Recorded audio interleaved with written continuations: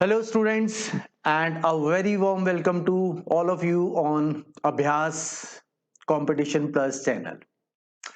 आज का टॉपिक है यार परमुटेशन कॉम्बिनेशन पार्ट 2। और आज मेनली जो हम करेंगे, अगर आप लोगों ने पहली वीडियो देखी होगी तो हमने उसमें क्या डिस्कस किया था, बेसिकली परमुटेशन डिस्कस की थी, ठीक है।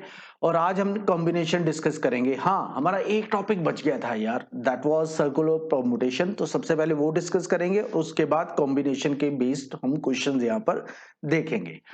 और यार वीडियो स्टार्ट करने से पहले आप लोगों से सभी से एक गुजारिश है कि जिन लोगों ने यार चैनल अभी तक सब्सक्राइब नहीं किया है तो प्लीज सब्सक्राइब द चैनल। आपका अपना चैनल है ये, ठीक है जी। तो हम लोगों ने मिलके इस चैनल को आगे लेके जाना है। और आपके कोई भी सजेशंस, अगर आप कंटेंट से रिलेटेड या फिर टॉपिक से रिलेटेड कि कौन सा टॉपिक करना है, अगर आप देना चाहते हो तो प्लीज यार कमेंट सेक्शन में आप जाके कमेंट कर सकते हो, ठीक है। हम ट्राई करेंगे इसको आगे करने के लिए। जो भी आपके सजेशंस होंगे उनको इम्प्लीमेंट करने की कोशिश करेंगे पूरी, ठीक है। और स्टार्ट करते हैं आज का टॉपिक, परमुटेशन कॉम्बिनेशन पार्ट 2, ठीक है। किनके लिए इंपॉर्टेंट है? डेफिनेटली यार परमुटेशन कॉम्बिनेशन किसी भी, चाहे एग्जाम में आ रहा हो, चाहे रेलवेज हो, चाहे एसएससी हो, चाहे बैंकिंग हो, चाहे फिर अंडरग्रेड के एग्जाम्स हो, क्लैट, आईपीएम, ड्यूजैट या फिर कैट, जैट, किसी से भी रिलेटेड, उन सभी के लिए ये टॉपिक काफी इंपॉर्टेंट है। तो वो सारे लोग ये टॉपिक को अच्छे से पढ़ सकते हैं। तो let's start the session combination. लेकिन उससे पहले सबसे पहले हम करेंगे सर्कुलर परमुटेशन, ठीक है जी। चलो स्टार्ट करते हैं भाई लोग। ओके जी। Circular permutation of n different objects along a circular can be done in n-1 factorial ways। देखो यार, लीनियर परमुटेशन और सर्कुलर परमुटेशन में डिफरेंस कहां पर आ जाता है यार? डिफरेंस सिर्फ इतनी सी बात का आता है कि लीनियर परमुटेशन में ना आपको पता होता है आपने कहां से स्टार्ट करना है, कहां से एंड हो रही है। बट सर्कुलर परमुटेशन में आपको ये आइडिया नहीं होता है, ठीक है। तो अगर मान लो n थिंग्स है तो आपको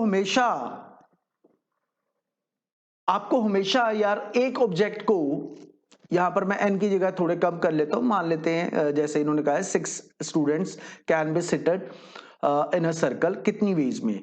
तो मान लेते हैं 6 स्टूडेंट्स यार, फर्स्ट स्टूडेंट यहां पर, सेकंड स्टूडेंट यहां पर, थर्ड, फोर्थ, फिफ्थ, सिक्स्थ। ये मान लो ए है, suppose this is B, C, D, E, F. ये 6 स्टूडेंट्स को, A B C D E F, 6 students को हमने सर्कुलर टेबल पे अरेंज करना है, सभी को बिठाना है भाई। तो कितनी वेज में बिठाएंगे यार? सर्कुलर में ना आपको करना क्या पड़ता है, हमेशा आपको एक रेफरेंस पॉइंट फिक्स करना पड़ता है कि कहां से अरेंजमेंट स्टार्ट हो रही है। एक रेफरेंस पॉइंट आपको फिक्स करना पड़ता है, उसको आप अरेंज नहीं कर सकते हो। जैसे मान लो मैंने यहां पर ए को फिक्स कर दिया, मैं जो भी अरेंजमेंट चेक करूंगा वो ए के लॉन्ग करूंगा, ठीक है, या तो क्लॉकवाइज या एंटी क्लॉकवाइज। अगर बेटा आपने 6 में से एक को फिक्स कर दिया है तो डेफिनेटली आप कितने को अरेंज कर सकते हो? 5 पर्सन को आप कर सकते हो, बी, सी, डी, ई या एफ में से इन पांचों को आप अरेंज कर सकते हो और किसी को नहीं कर सकते। तो इसलिए 6 बंदे थे लेकिन अरेंजमेंट्स कितनी बनी हमारी? 5 फैक्टोरियल। 5 पर्सन 5 प्लेसेस कितना हो जाएगा? 5 फैक्टोरियल। तो अगर आप ध्यान दो, ये 5 फैक्टोरियल कैसे आया? 6 माइनस 1 फैक्टोरियल। 1 हमने माइनस क्यों किया? क्योंकि उसको रेफरेंस के लिए हमने फिक्स कर दिया है, ठीक है। तो आंसर आपका 5 फैक्टोरियल हो जाएगा। इसी तरह से अगर n ऑब्जेक्ट्स होंगे तो क्या करोगे? सिंपल सी बात है यार, अगर n ऑब्जेक्ट्स है तो डेफिनेटली एक कम करेंगे क्योंकि एक को हमने फिक्स कर दिया है। तो नंबर ऑफ अरेंजमेंट्स आपकी क्या हो जाएगी?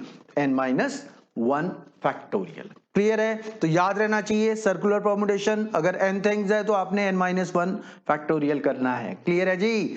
तो अब आगे देखते हैं भाई लोग। अच्छा यार, इससे पहले ये तो हमने सर्कुलर देख लिया। कई बार क्वेश्चन यार आपको आ जाते हैं सेमी सर्कुलर। ये तो सर्कुलर कर लिया, ठीक है। अगर सेमी सर्कल का केस आ जाता है, सेमी सर्कल, अगर सेमी सर्कल में अरेंज करना है यार, सिंपल सी बात बता रहा हूं, हालांकि टेक्निकली मैं आपको बता सकता हूं बट हमने इतना नहीं जाना, हमें कोई डेरिवेशन नहीं आनी है, ठीक है। हमें क्वेश्चन पूछा जाएगा या तो सर्कुलर अरेंज कर रहे हैं या सेमी सर्कुलर अरेंज कर रहे हैं, तो याद रखना सेमी सर्कल मतलब हाफ सर्कल। तो अगर सर्कुलर में n-1 फैक्टोरियल वेज है तो आपने याद रखना है सेमी सर्कल में नंबर ऑफ वेज होंगी n-1 फैक्टोरियल बाय 2। याद रखना number of arrangement semi circle में कितनी होगी, n-1 फैक्टोरियल बाय 2।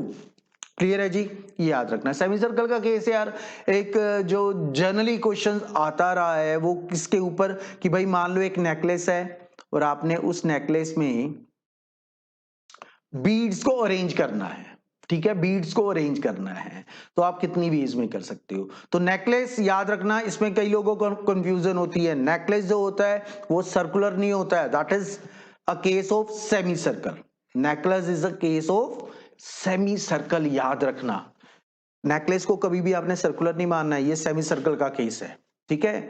तो भाई आपको बता देंगे कि मान लो 5 या 6 बीड्स आपने अरेंज करनी है नेकलेस में, तो कितनी वेज में कर सकते हैं, तो जितने भी आपको दिया हुए, मान लो n दिए हुए तो n-1 फैक्टोरियल बाय 2 आपने आंसर लिख देना है। क्लियर है जी। तो ये मैंने छोटा सा पार्ट आपको सर्कुलर परमुटेशन का बताना था, तो सर्कुलर और सेमी सर्कुलर मैंने दोनों बता दिया है। अब आगे बढ़ते हैं भाई लोग, कहां पर, कॉम्बिनेशन में बढ़ेंगे भाई। Again each of the different selections. अरे यार कॉम्बिनेशन है तो डेफिनेटली मैंने आपको बताया था, ये पहली क्लास में भी मैंने डिस्कस कर लिया था, सिलेक्शन का केस होता है परमुटेशन कॉम्बिनेशन। इसमें अरेंजमेंट मैटर नहीं करेगी, सिर्फ सिलेक्शन करनी है आपने, ठीक है। जैसे एक एग्जांपल, ये एग्जांपल भी हमने डिस्कस किया था, what are the different combinations formed from 3 letters ABC taken 2 at a time. अब आपने 3 लेटर्स में से यार 2 लेटर सिलेक्ट करने हैं, कितनी वेज में कर सकते हो भाई। हो सकता है आप AB सिलेक्ट करो, हो सकता है आप BC सिलेक्ट करो, हो सकता है आप CA सिलेक्ट करो। कितनी वेज होंगी, 3 में, 1 2 3, ओनली 3 वेज।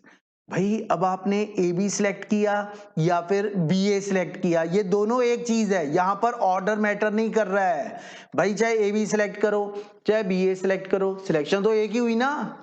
हमने 2 लेटर्स ही सिलेक्ट करने थे, सिलेक्शन कितनी हुई, ओनली 1, ठीक है। तो कुछ भी सिलेक्ट करो एक ही बात होगी, यहां पर अरेंजमेंट मैटर नहीं कर रही है। तो यहां पर टोटल नंबर ऑफ वेज हमारी अगर देखा जाएगा तो कितनी होगी, 3 ways, only 3 ways. BC select करो CB सिलेक्ट करो, एक ही बात है। CA सिलेक्ट करो AC सिलेक्ट करो, एक ही बात है, ठीक है। तो यहां पर अरेंजमेंट मैटर नहीं करती है, सिर्फ सिलेक्शन है। तो आंसर आपका क्या आएगा, ओनली 3 वेज। क्लियर जी। अब फॉर्मूला वाइज अगर देखें यार, अगर आपने देखना है कॉम्बिनेशन का कि मान लो n डिफरेंट थिंग्स में से आपने R सिलेक्ट करनी है, तो कितनी वेज में आप ये सिलेक्शन कर सकते हो। तो याद रखना यार NCR का फॉर्मूला बेसिकली क्या होता है, it is n factorial over n-r factorial over r factorial, n factorial over n-r factorial over r factorial, ठीक है जी। जैसे अगर मैं आपसे कहूं कि भाई 7C2, ठीक है, इसको एक्सपेंड करो तो क्या लिखोगे, 7 factorial over 7 minus 2 factorial over 2 factorial. तो यार क्या होगा, ये 7 factorial over 5 factorial over 2 factorial, यही होगा। अगर इसको सॉल्व करोगे तो क्या लिखोगे, 7 इंटू 6 इंटू 5 फैक्टोरियल पे रुक जाएंगे क्योंकि नीचे हमारे पास 5 फैक्टोरियल है, उसको आपने सॉल्व करना है। तो क्या करोगे, 5 फैक्टोरियल कैंसिल हो गया, ये आपका हुआ 7 इंटू 6 बाई 2 21, ठीक है। तो ये कितनी आ गई, 21 बेस। अब सर ये तो हम अगर लिखेंगे तो ये तो बहुत लेंदी हो जाएगा, बिल्कुल बेटा लेंदी हो जाएगा। तो इसका मैं ना आपको एक शॉर्टकट बता रहा हूं, प्लीज नोट कर लेना। जब भी आपने कॉम्बिनेशन में अगर एक्सपैंड करना है टर्म्स को और उसको सिंप्लीफाई करके लिखना है तो आपने कैसे लिखना है, ये ध्यान दो यार, बहुत ही इंपॉर्टेंट है भाई, ये ध्यान दे लो, आपकी कैलकुलेशन की जिंदगी आसान हो जाएगी। कैसे, देखो 7C2, तो आपने कैसे लिखना है इसको, आपने क्या करना है बेटा, 7 ऊपर लिखा हुआ है, 2 नीचे लिखा हुआ है, नीचे 2 है ना, तो आपने क्या लिखना है, 7 को आपने एक्सपैंड करना है, रिड्यूस करना है, कितनी बार, नीचे क्या दिया हुआ है 2, तो आपने 2 टाइम्स एक्सपैंड करना है। तो 7 को 2 बार अगर आप लिखोगे तो कैसे लिखोगे, पहले 7 फिर रिड्यूस किया 6 और नीचे ये 2 बार किया है मैंने, क्यों 2 बार किया है, क्योंकि यहां पर नीचे 2 है और नीचे यार जो 2 है ये 2 फैक्टोरियल होगा, तो 2 फैक्टोरियल क्या होता है 2 into 1। बस ये कर दिया, इतनी सी बात करनी है आपने, ध्यान देना। सॉल्व कर लो 21, तो आपकी कैलकुलेशन काफी कम हो जाएगी ऐसे अगर आप सॉल्व करोगे। कुछ और ले लो यार, कोई दिक्कत नहीं है। मान लो 7c3 करना है तो क्या करोगे यार, सर नीचे 3 है तो क्या करेंगे सर 7 into 6 into 5, 3 बार करेंगे सर रिड्यूस, बिल्कुल 3 बार करेंगे। नीचे क्या आएगा 3 फैक्टोरियल, सर 3 को लिखेंगे 3 फैक्टोरियल को, तो 3 into 2 into 1 करेंगे सर। तो ठीक है बेटा, सिंप्लीफाई कर दो, 3 2 6, 6 कैंसिल हो गया, आंसर क्या आ गया आपका 35, और आंसर क्या आ गया आपका 35। क्लियर है कैसे आपने सिंप्लीफाई करना है कॉम्बिनेशंस को? ये बहुत दिक्कत वाली बात लगती है कई लोगों को, बट बहुत ही इजी है। अगर आपने समझ लिया भाई जिंदगी आसान हो जाएगी, मैं बता रहा हूं आपको, पक्की बात है ये। अब सर आपने ये तो बता दिया, पर अगर सर यहां पर 7c5 होता तो कैसे करते?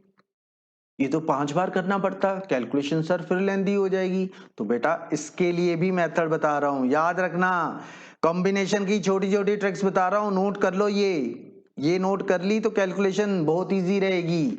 एक बात याद रखना, एनसीआर का फॉर्मूला मैंने ये लिखवाया आपको, दिस इज एनसीआर, ये लिखवाया ना। तो एक चीज याद रखना, एनसीआर जो होता है that is equal to NC(n-R), ये इसके इक्वल होता है बेटा, ये इसके इक्वल होता है। कैसे इक्वल होता है ये देख लो, एक्सपैंड करो, क्या लिखोगे इसको, ये तो भाई वही है ना formula, n-R factorial over R factorial. Right hand side expand करो जरा, इधर n फैक्टोरियल ओवर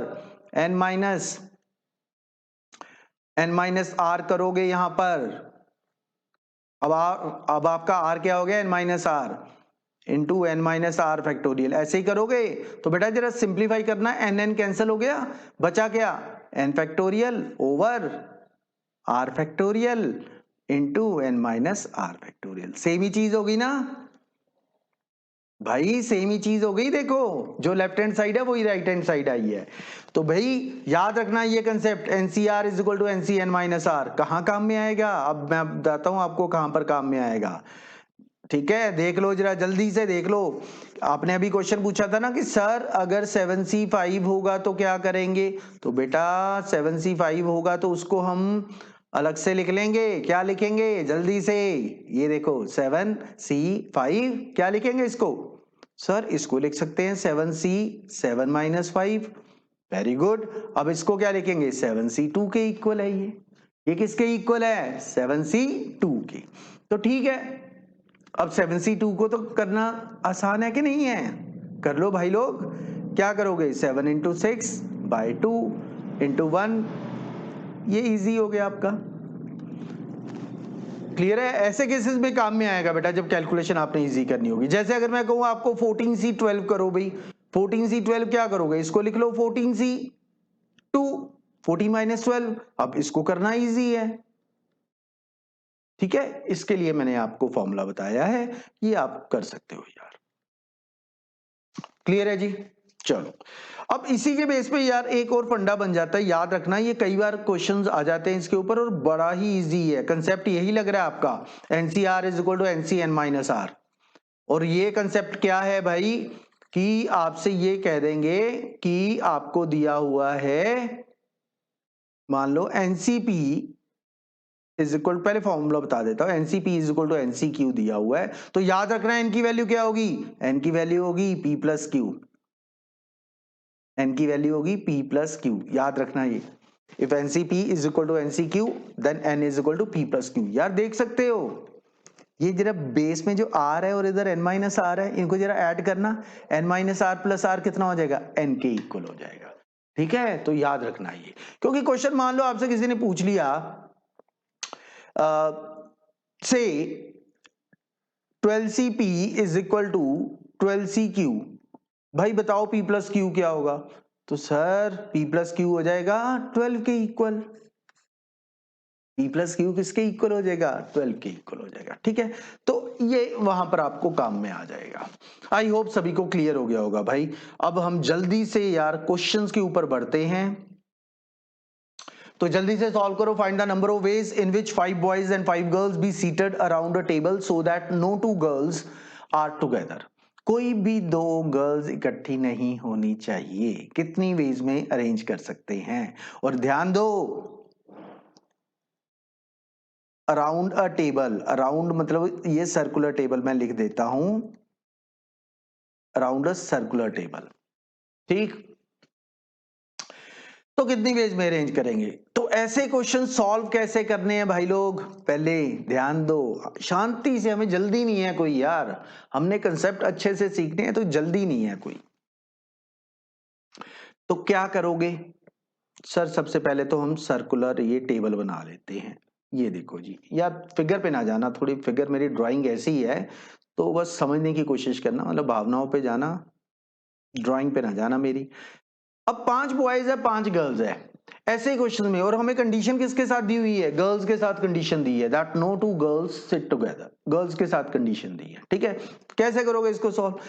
अब जिनके साथ कंडीशन नहीं है पहले आपने उनको अरेंज करना है। जल्दी से बताओ, B1 मान लो, ये B2, ये B3, ये B4, ये आपका B5। ठीक है, 5 बॉयज। अब सबसे पहले इनको अरेंज करो। 5 बॉयज को अगर सर्कुलर वे में हमने अरेंज करना है तो कितना होगा? जल्दी से बताओ, बॉयज के लिए कितनी वेज हो जाएंगी? सर बॉयज के लिए सर्कुलर है, सर्कुलर है तो सर ये 5 - 1 फैक्टोरियल हो जाएगा। n - 1 फैक्टोरियल अभी बताया था। गुड, बॉयज को अरेंज कर दिया। अब गर्ल्स की बारी आ गई भाई, गर्ल्स को अरेंज करो। और हमने गर्ल्स को इकट्ठे नहीं बिठाना है, कोई भी 2 गर्ल्स को अलग अलग होनी चाहिए भाई। तो मान लो अगर गर्ल्स को इकट्ठे नहीं बिठाना है तो क्या करेंगे? अरे भाई हम बॉयज के बीच में अरेंज कर देंगे, 2 बॉयज के बीच में 1 गर्ल को बिठा देंगे। तो ठीक है, बिठाओ भाई। इधर G1 आ गई, मान लो ये G2 आ गई, इधर G3 हो गया, ये G4 हो गया, ये G5 हो गया। मेनली तो ये देखो गर्ल्स के लिए कितने प्लेसेस है? First place, second, third, fourth, और ये बेटा आपका 5th हो गया। तो 5 प्लेसेस अवेलेबल हैं, और गर्ल्स भी कितनी हैं? 5 है। तो कितनी वेज में अरेंज कर सकते हो? 5p5 कितना हो जाएगा बेटा जल्दी से? Sir it is 5 factorial. तो बेटा आंसर क्या आ जाएगा? Sir 4 factorial into 5 factorial. Very good. 4 factorial क्या होता है? सर 24। 5 फैक्टोरियल कितना होता है? 5 इंटू 24 120 सर। तो ठीक है भाई लोग, लिख दो ना। तो इसको सॉल्व कर लो जरा जल्दी से। क्या आ जाएगा? 0, 12 4 जा 48, 12 2 जा 24, प्लस 4 28। ये कितना आ गया? 2880। क्लियर है जी? सर्कुलर परम्यूटेशन का क्वेश्चन करवा दिया है जल्दी जल्दी में, कंडीशन के साथ। क्लियर हो गया होगा मेरे ख्याल से। ठीक है, चलो नेक्स्ट क्वेश्चन पे बढ़ेंगे हम। तो next question is this, find the number of ways in which 8 different beads can be arranged. Different beads, ध्यान देना, can be arrange to form a necklace. बेटा नेकलेस किसका केस होता है? सेमी सर्कल का, बता दिया था मैंने आपको पहले ही। सेमी सर्कल का केस होता है। सेमी सर्कल में कितनी नंबर ऑफ अरेंजमेंट्स होती है? फॉर्मूला बताया था भाई, क्या थी? सर सेमी सर्कल है, सर्कल का हाफ है, तो क्या हो जाएगा बेटा? Sir n-1 factorial by 2।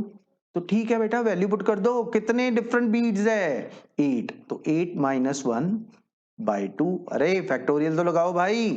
तो ये आ गया 7 फैक्टोरियल बाय 2। कितना हो गया ये? 2 5 2 0। ये आपका आंसर हो गया। नंबर ऑफ अरेंजमेंट्स कितनी हुई?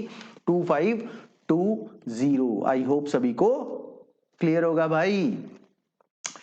तो इसमें यार एक मैं और चीज आपको बताने ऐड करना चाहूंगा। यहां पर देखो बेटा लिखा हुआ है डिफरेंट बीड्स।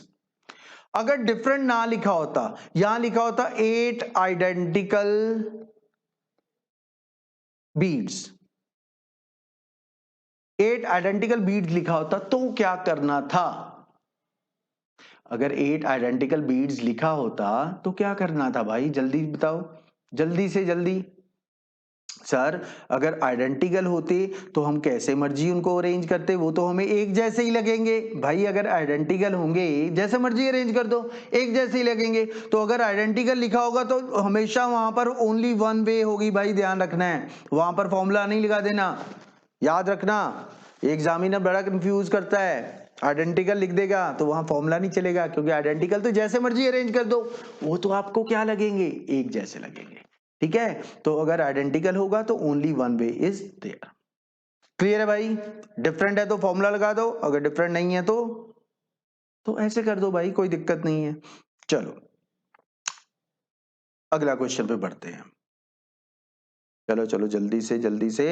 अब okay, everybody in a room shakes hand with each other, the total number of handshakes is 66, find the number of persons in the room. आ गया हैंडशेक का क्वेश्चन। अब यार एक बात बताओ, हैंडशेक में क्या लगेगी, परमुटेशन के कॉम्बिनेशन? सोचो, कंसेप्ट बताया था मैंने आपको। सोचो, अरेंजमेंट मैटर कर रही है यहां पर कि नहीं कर रही है? सोचो भाई। अब दिमाग में एक बात लगाओ, ए बी से हैंडशेक कर रहा है भाई, ए बी से हैंडशेक कर रहा है, ए है बी है, ए बी से हैंडशेक कर रहा है, ए की बात हुई, और बी ए से करे तब भी हैंडशेक तो एक ही होगा ना। अरेंजमेंट मैटर की, ए बी से कर रहा है, बी ए से कर रहा है, फर्क नहीं पड़ता, हैंडशेक तो एक ही होगा। अब इसका मतलब अगर ऑर्डर इंपॉर्टेंट नहीं है तो डेफिनेटली कॉम्बिनेशन का फॉर्मूला है। ठीक है, और कॉम्बिनेशन में सिर्फ सिलेक्शन है भाई, पक्का है ना? अब एक बात बताओ, अगर हैंडशेक करवाना है आपने तो एट अ टाइम आपको कितने पर्संस रिक्वायर्ड है, कितने पर्संस रिक्वायर्ड है फॉर अ हैंडशेक? दो बंदे चाहिए, दो बंदे आपस में हैंडशेक कर लेंगे, यानी कि हैंडशेक के लिए at a time 2 persons are required. और आपके पास कितने अवेलेबल हैं? मान लेते हैं नंबर ऑफ पर्सन जो रूम में है वो n है, n पर्सन में से आपने दो सिलेक्ट करने हैं तो कितनी वेज में कर सकते हो? NC2। ठीक है, और नंबर ऑफ हैंडशेक तो बता दिए हैं, नंबर ऑफ हैंडशेक NC2, दो पर्सन सिलेक्ट करने हैं, उतने ही हैंडशेक्स हो गए, तो ये किसके इक्वल होना चाहिए? 66 के। तो इसको कैसे लिखोगे? कितना है यहां नीचे देखो, 2, तो कितनी बार रिड्यूस करोगे? एक बार n लिखा, एक बार n-1 लिखा, खत्म। नीचे 2 factorial that is 2, it is equal to 66। तो ये क्या हो गया? n into n-1 is equal to 132। ठीक, अब या तो क्वाड्रेटिक बना के सॉल्व करो, या ये देखो यार, यहां लेफ्ट हैंड साइड में क्या है? Product of to consecutive numbers. तो 132 को product of to consecutive numbers कैसे लिख सकते हो? 12 इंटू 11, 12 इंटू 11। और इधर देखो, कंपेयर करो अब जरा इससे, कुछ भी आपको क्वाड्रेटिक सॉल्व नहीं करनी है, 132 को लिख दिया, 12 इंटू 11, लेफ्ट हैंड साइड में क्या है? n इंटू n-1, तो definitely we can say that n is equal to 12, n is equal to 12। I hope सभी को क्लियर होगा भाई लोग। क्लियर है? नंबर ऑफ हैंडशेक्स का मतलब याद रखना, नंबर ऑफ हैंडशेक्स मतलब कॉम्बिनेशन लगेगी, नंबर ऑफ हैंडशेक्स में हमेशा कॉम्बिनेशन लगेगी। क्लियर है जी? ओके जी, तो आज के वीडियो में अभी तक मैंने क्या करवाया, मैंने सिर्फ आपको 3 या 4 क्वेश्चंस ही करवाए हैं। ठीक है, एक तो सर्कुलर परमुटेशन के ऊपर मैंने क्वेश्चन करवा दिया, सेमी सर्कुलर, सर्कुलर दोनों, और साथ में मैंने एक कॉम्बिनेशन का क्वेश्चन करवा दिया। आज के वीडियो में इतना ही यार, बाकी हम कॉम्बिनेशन के ऊपर जो डिफरेंट क्वेश्चंस बन सकते हैं वो नेक्स्ट वीडियो में मिलेंगे, अलग अलग अच्छे अच्छे क्वेश्चंस के साथ जो आपके एग्जाम में पढ़ सकते हैं। अगेन मैं बोल रहा हूं, एग्जामिनर के फेवरेट क्वेश्चन हम करेंगे। ठीक है जी, तो आज के लिए इतना ही, थैंक यू वेरी मच, और मिलते हैं नेक्स्ट वीडियो में। ओके जी, thank you and have a good day.